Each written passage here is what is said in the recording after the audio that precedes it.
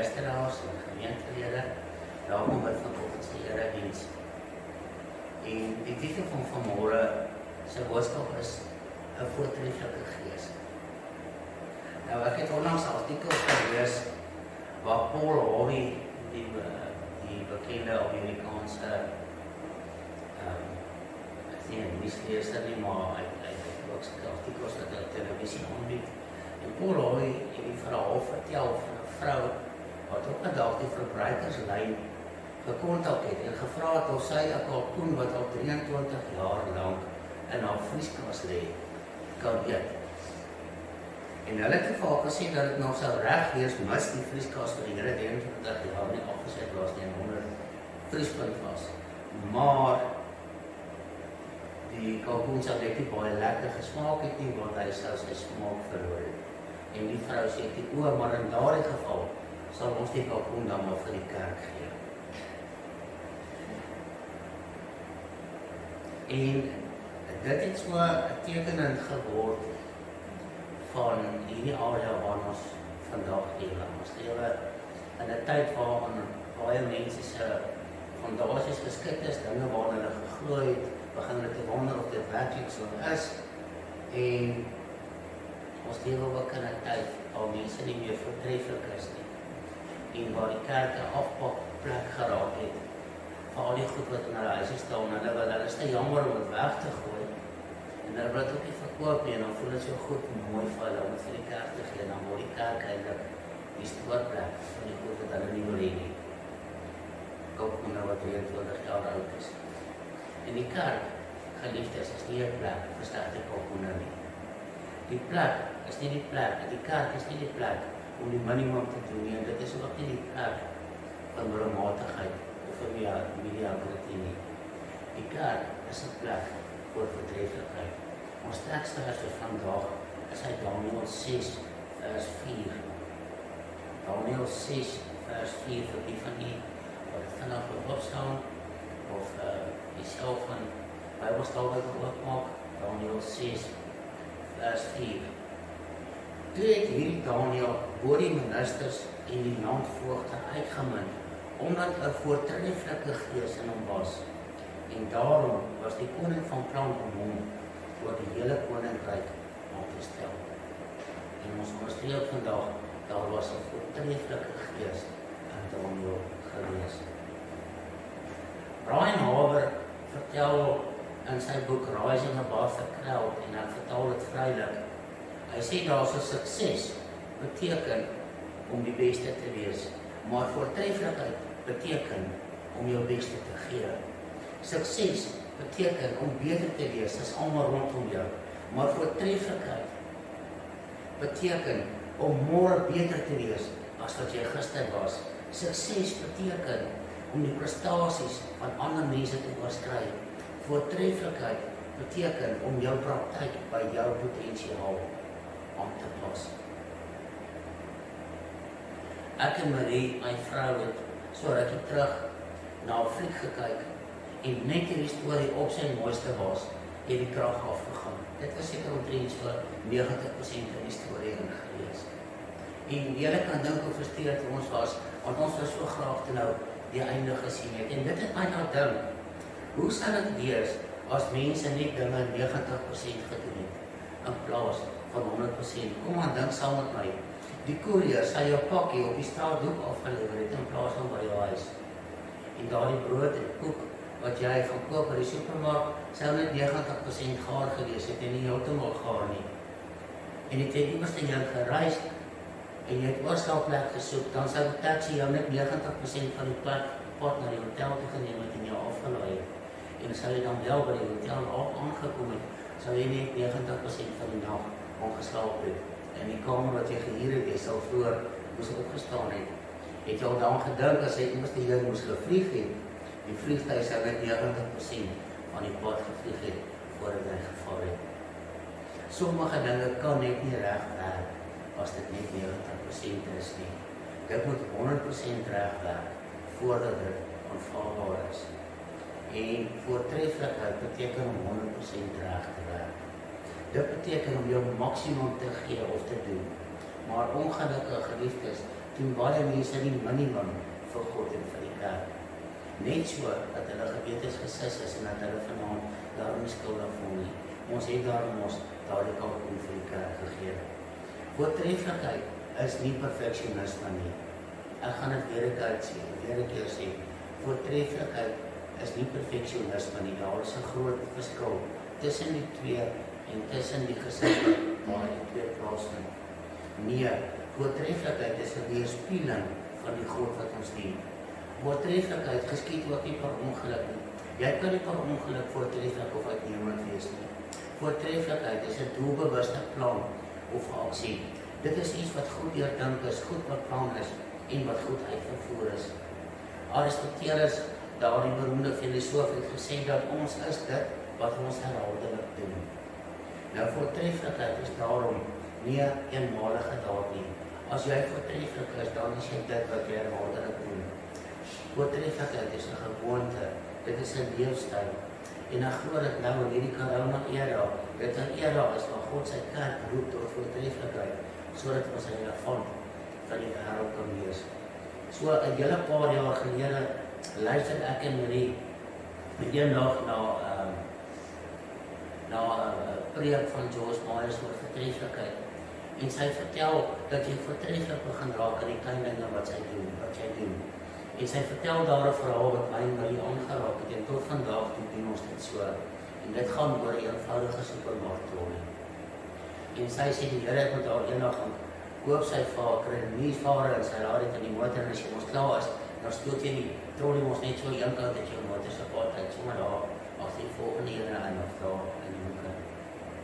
En daai dag praat die Here met haar en die Here sê vir haar, dit is nie 'n voortreffelike gees wat dit doen nie. Gaan neem die trolley terug na waar jy dit gekry het en sit dit op sy plek.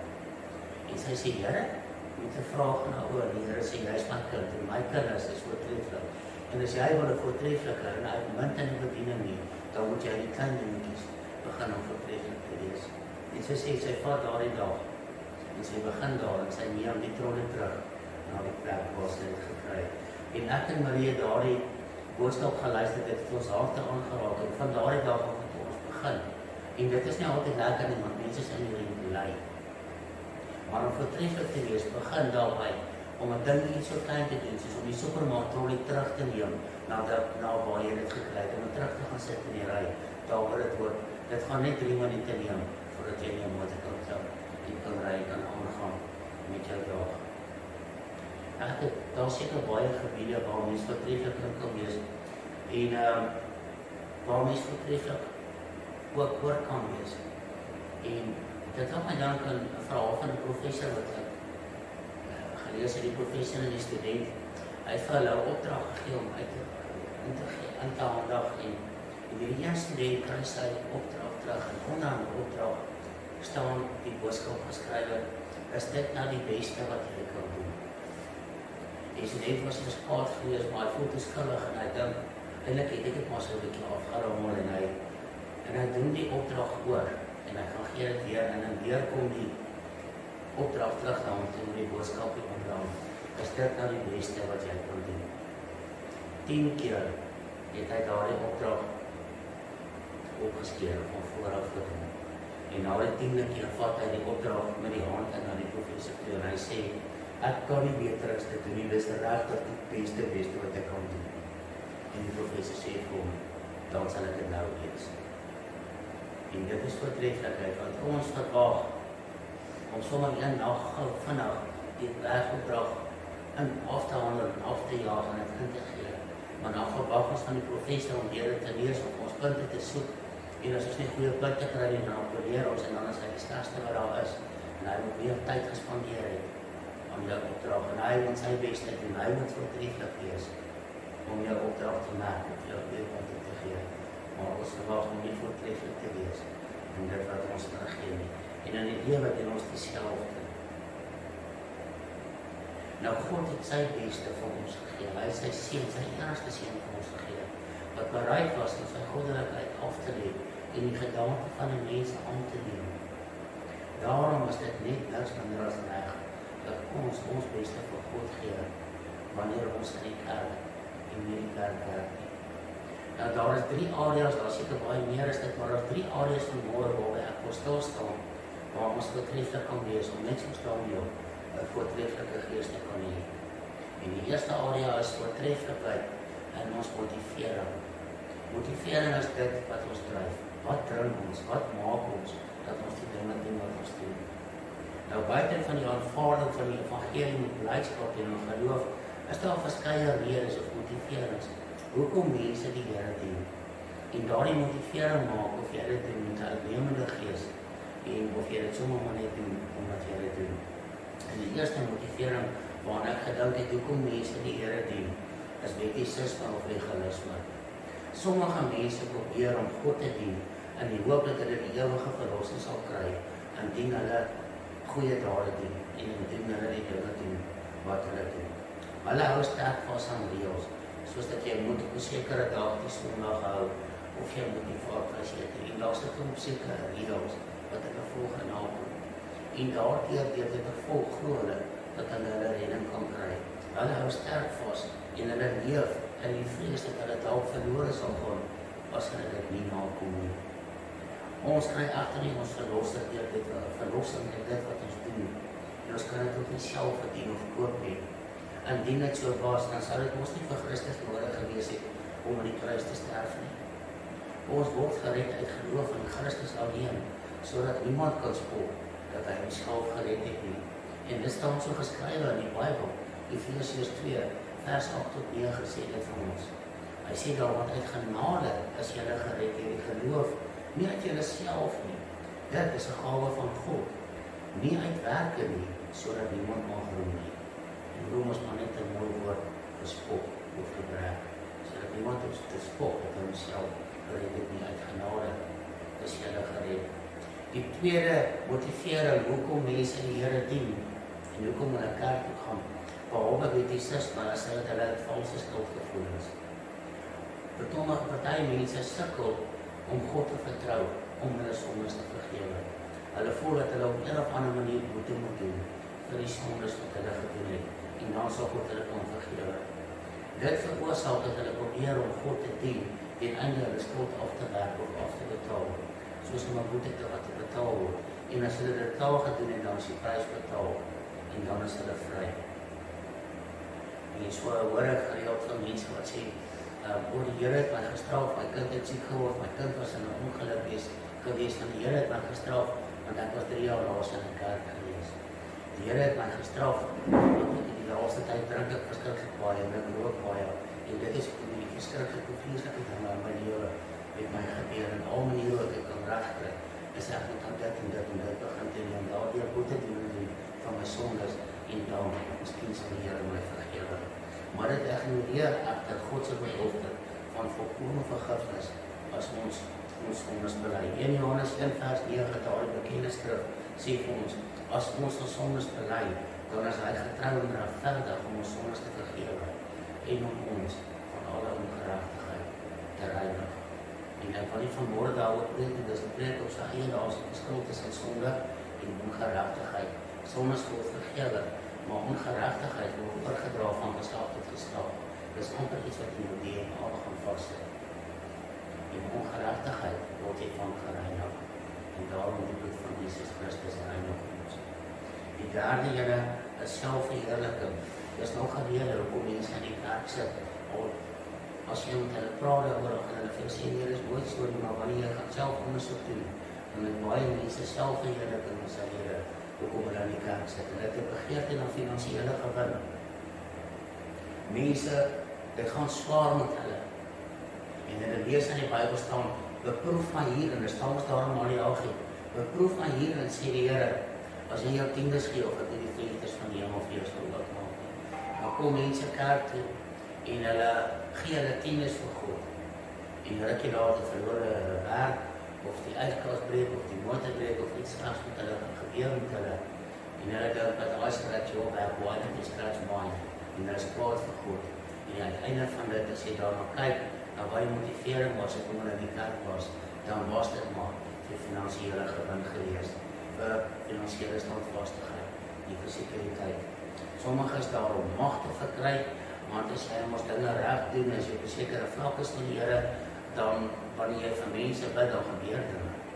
En dan raak jy bekend as iemand dat mense na toe opkyk, is dat jy nou dinge, you make things happen, jy nou dinge gebeur.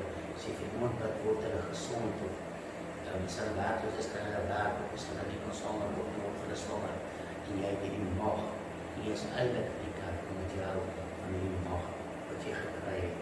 En dit is die motivering vir sommige mense, om die Here te dien. En Here weet almal ons van die prosperity religion waar die laaste ruk so sterk na vore getree het. Nou dit het ontstaan toe mense die beginsels van geloof begin vertraai het om finansiële gewin of mag te verkry. Dan die volgende een, en dis die belangrikste rede, die motivering hoekom mense die Here dien. En dit is Heilige Gees motivering. Wanneer ons deur die Heilige Gees gedring word, dan is ons motivering 'n goddelike liefde, dankbaarheid vir dit wat God vir ons gedoen het. Ook dat ons 'n ewige erfdeel ontvang het. En baie mense dink so daaraan, maar 'n motivering om die Here te dien vir baie mense is 'n vrees vir die Here. En jy sien die vrees van die Here weerhou jou daarvan om weer dinge te doen wat jy gedoen het en om weer te verval uit dit wat jy gedoen het.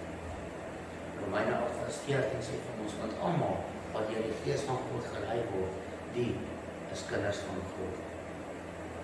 En sê in Romeine 5:5, die hoop is kaam nie, omdat die liefde van God in ons harte uitgestort is deur die Heilige Gees wat in ons gegee is. En wanneer die Heilige Gees in ons harte woon, dan is ons motivering anderste as wêreldse selfsugtige motivering. Ons word gemotiveer deur die Heilige Gees om God te dien. Die tweede area van voortreffelikheid is in ons gesindheid. En baie van ons het 'n probleem met ons gesindheid. Attitude, soos hulle in Engels sê. Daar's nog plaas Afrikaans, wat jy sê, die ouers met mekaar praat. Dan sê die ander een vir die ander, en sê, jy gooi vir my lip, nee, jy gooi vir my lip. En om lip te gooi beteken jy 'n attitude, jy het 'n houding. En baie van ons het 'n attitude, 'n houding met die Here. En die eerste ene wat hy geskryf het, is 'n aanmatigende attitude, 'n aanmatigende gesindheid. En in Maleagi 3 sien ons dat die profeet Maleagi die volk Israel daaroor loskom en hy raas met hulle daaroor omdat hulle 'n aanmatigende gesindheid teenoor God gehad het. En ek sien dat mense vandag, mense wat sê dat hulle Christene is, al hoe meer aanmatigend raak teenoor God. En Freddie K. Price het jare gelede het hy 'n baie oulike boekie geskryf en die titel van die boekie is 5 Foolishness of Presumption. En hy vra wanneer is dit geloof en wanneer is dit maligheid en wanneer is jy aanmatigend in jou geloof wanneer jy van God iets vra. Dit is baie interessante boek. Maar Christene vandag het presumptueus geword. Hulle het begin aanmatigend word of hulle dinge sommer net begin toeëien. En met Maleagi 3 vers 13 tot 15, daar praat die profeet Maleagi met die volk Israel en hy sê, en hy praat as 'n spreekbuis van die Here en die Here praat deur hom en sê, vermetel as julle woorde teenoor my, sê die Here. Dan vra julle nog, wat het ons onder mekaar teen u gesê? En dan sê hy, julle het gesê, dit is te vergeefs om God te dien, daar gaan tot niks gebeur nie. En wat baat dit dat ons sy wet onderhou en in rouklere voor hom handel en wys dat ons jammer is. En nou prys ons die vermeteles en ons staan hulle hoog aan. En nie alleen word die wat goddeloosheid bedrywe gebou deur ons wat kinders van God is nie, maar hulle versoek God en dan kom hulle weg daarmee. En dit is presies wat ons vandag sien wat besig is om die kerk te gebeur. Die kerk het aanmatigend geraak. Hulle het gedink dat dit ons 'n free ticket gekry om Jesus weet aan die kruis vir ons sondes gesterf en hulle kan doen wat hulle wil en sê wat hulle wil. En daar sal geen gevolge vir hulle daarin wees nie. Dit is aanmatigend. En 'n aanmatigende gesindheid maak dat jy nie 'n voortreffelike gees het nie. En as jy nie 'n voortreffelike gees het nie, dan gaan jy die beste mis wat God vir jou het. Die tweede ding wat ek kan sien met gesindheid is dat baie mense sukkel met 'n dienende gesindheid. Ouens en hierdie is alles in blokkies of van boksies nie. Hierdie goed is baie keer vermeng dat mense wat met hierdie ene gesindheid sit, sukkel ook met die ander gesindheid. Goed. En die tweede dienende gesindheid kry ons net so baie. Nou, as jy dink jy is net 'n diensknegt van God en jy sien jouself nie as 'n kind van God nie, dan word dit vir jou moeilik om God te dien, want jy het nie deel daaraan nie, daar's nie vir jou motivering nie. Hoekom nie? Gaan vra 'n bietjie vir jou tuinwerk, gaan vra 'n bietjie vir jou huiswerk, hoekom nie, dan sal hulle vir jou sê. Want die rede is jy het nie deel daaraan nie. Jy maak die huis skoon en jy werk in die tuin, omdat jy vanmiddag 'n loon gaan kry, wanneer jy huis toe gaan, of die einde van die week, of die einde van die maand. Dis nie jou goed nie, dit behoort nie aan jou nie. Wat jy motivering het jy om dit te doen? En daarom as jy kans kry, gaan sit jy gaan loop vir 'n bietjie. As jy 'n kansie kry, dan vat jy kort paaie. Jy's nie voortreffelik nie, want daar's nie vir jou iets in nie, daar's vir jou niks in nie. Jy's nie 'n diensknegt, jy's nie 'n kind nie, jy's nie 'n deel van die huishouding nie. Dit is hoekom. En baie ander mense wat 'n diensknegt hart het, wat 'n diensknegt gesindheid het, doen dit uit vrees vir God. Hulle is bang dat God hulle gaan straf as hulle dit nie doen nie. Hulle is bang, miskien gaan hulle eendag in die hemel toe en hulle gaan hel toe. En daarom het hulle dienskneggesindheid. Hulle doen wat hulle doen nie omdat hulle dit wil doen nie, maar omdat hulle bang is en hulle vrees vir God en dat hulle miskien nie na hel toe sal gaan. Maar eintlik is daar vir hulle geen vreugde of heerlikheid daar nie. En dit was die houding gewees van die eerste seun in die gelykenis van die verlore seun. Onthou julle, dit het ons gegaan oor die twee seuns. En die een seun wat sy pa se erfdeel gaan deurbring en die ander een het agtergebly, maar hy het 'n diensknegt gehad en nie die hart van 'n kind in die huis nie. 'n Diensknegt is jaloers op sy broers se sukses. Hy werk hard om God se guns en aanvaarding te verdien. Met ander woorde, hy is performance-oriënteerd. Hy probeer om deur sy hart te werk deur sy performance om God se guns te verdien. Baie van dit kan ons miskien voor die deur lê van aardse vaders. En baie kinders probeer so hard om hulle aardse vaders se aanvaarding te verdien. Maar dit gebeur net omdat die mylpale bygeskei word en hulle neem daardie gesindheid aan God toe oor en hulle sukkel met 'n dienskneggesindheid en hulle probeer om deur dit wat hulle doen God se aanvaarding en sy guns te verdien.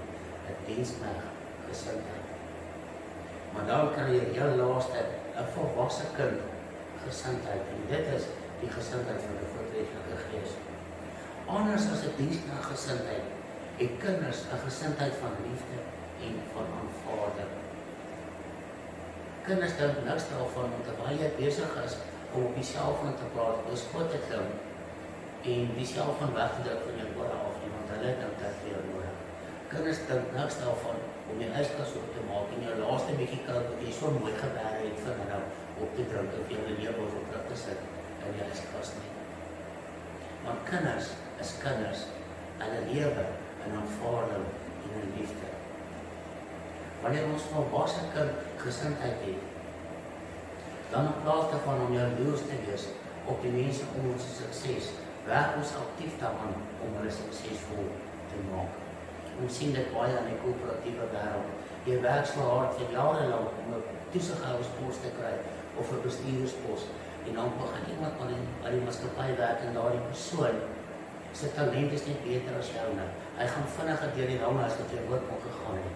Jy begin bedryf voel aan daardie persoon in die posisie vat en jy raak jaloers en in plaas daarvan om vir daardie persoon te gaan om suksesvol te wees, begin jy daardie persoon in sy pad te staan en vir hom struikelblok te wees omdat hy jaloers is op sy of haar sukses.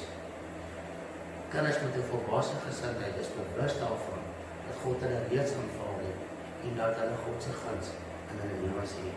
Daarom het hulle nie die druk van performance in hulle lewe nie. Dit is nie nodig om jou hemelse Vader se guns te probeer dien deur dinge wat jy doen nie.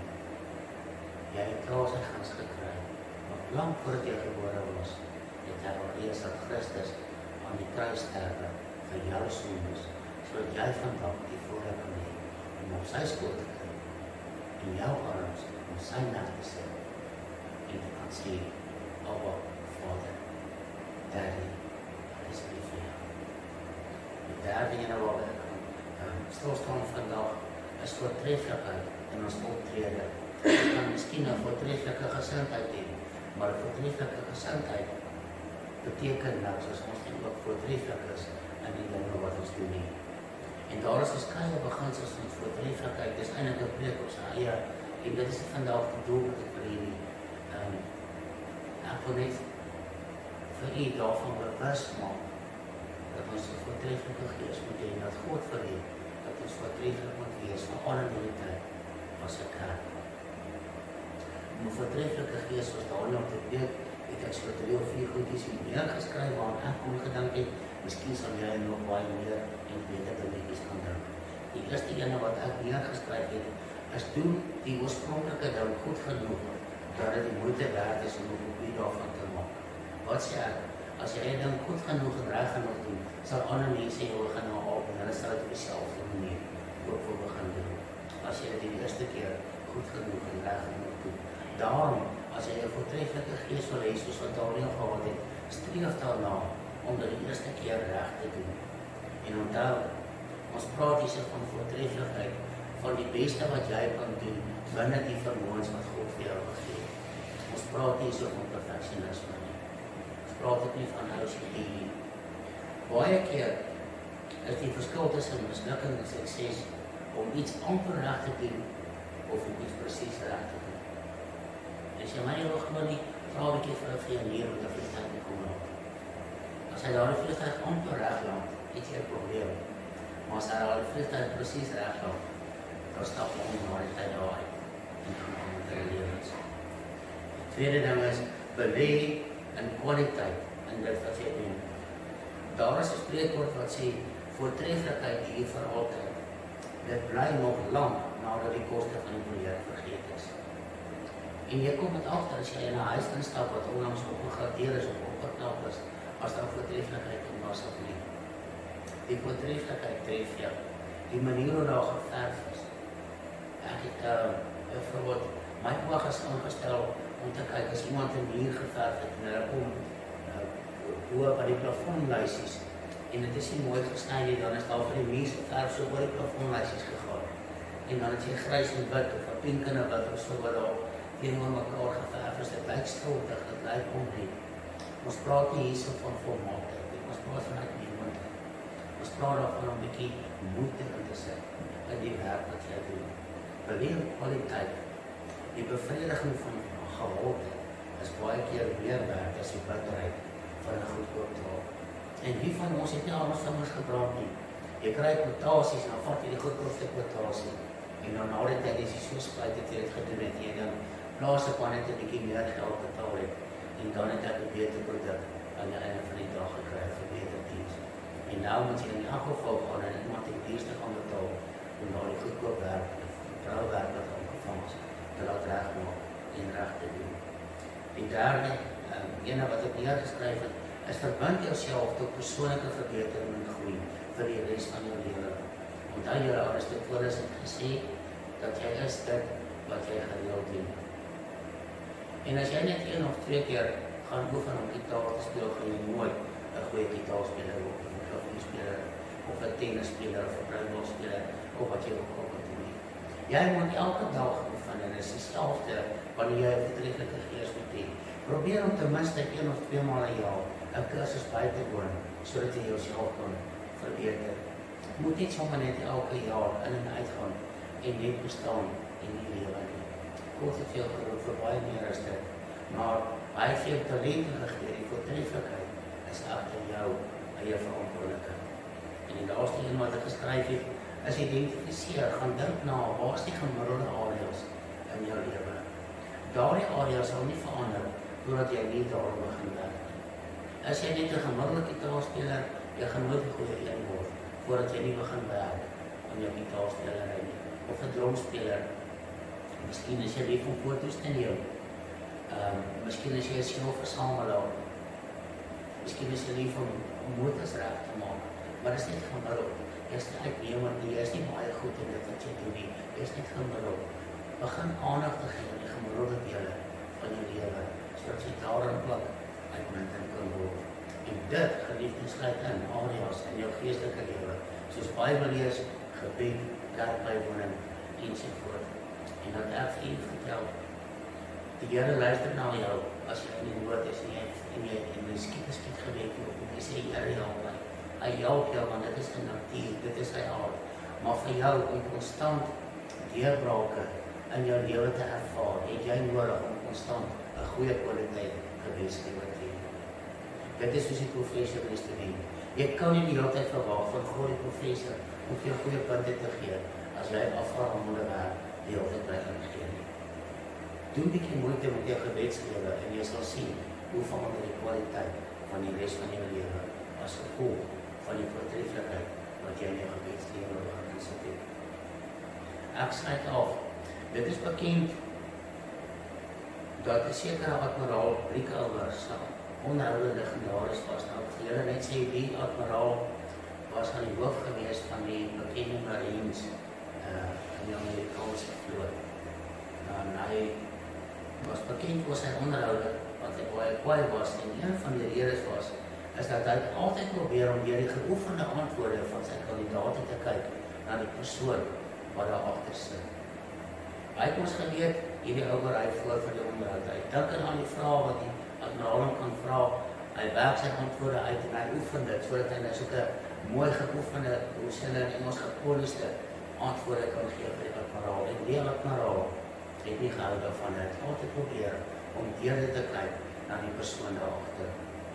En hulle sê, hy het dit self partykeer so ver gevat, op 'n stadium het hy die stoel waar die kandidaat gesit het, sy 2 voorste pootjies so 50 mm korter laat afsaag, sodat die stoel vorentoe gesit het, en as die ou dan gelyk waar gesit het, dan was hy op die stoel gery het, en hy was die hele tyd van balans af gewees. En so het hy die ouens allerhande maniere probeer, sodat hy weer hulle kon kyk. En president Jimmy Carter vertel in sy autobiografie met die titel Why Not the Best? En julle sal nou hoor, kom daardie boek die titel het Why Not the Best? Hy vertel daar oor sy admiraal Rickover onderhoud. Hy sê gedurende die onderhoud het die admiraal om 'n paar vrae gevra, en toe vra die admiraal vir hom, hoe het hy gevaar in sy klas by die vlootakademie?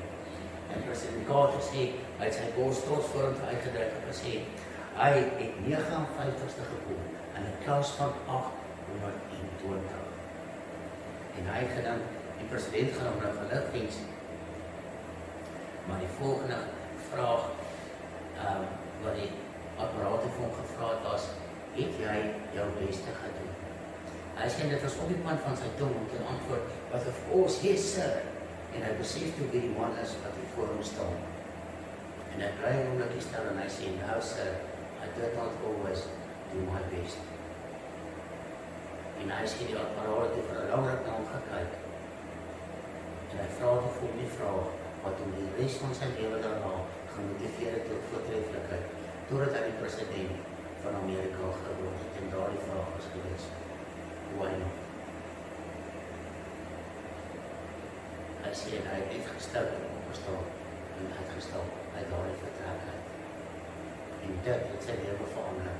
Hoekom het jy nie altyd jou beste gegee nie?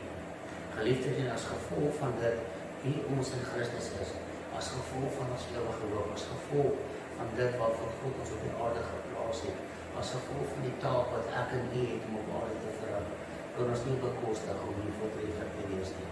Ons kan nie bekostig om middelmatig te wees nie. Ons kan nie bekostig om minimaal te lewe in ons geloof nie. Ons het 'n plig om te probeer om ons beste te doen en om te kies wat die beste is in alles wat ons sê en alles wat ons doen. My vrou het my gister so geseën.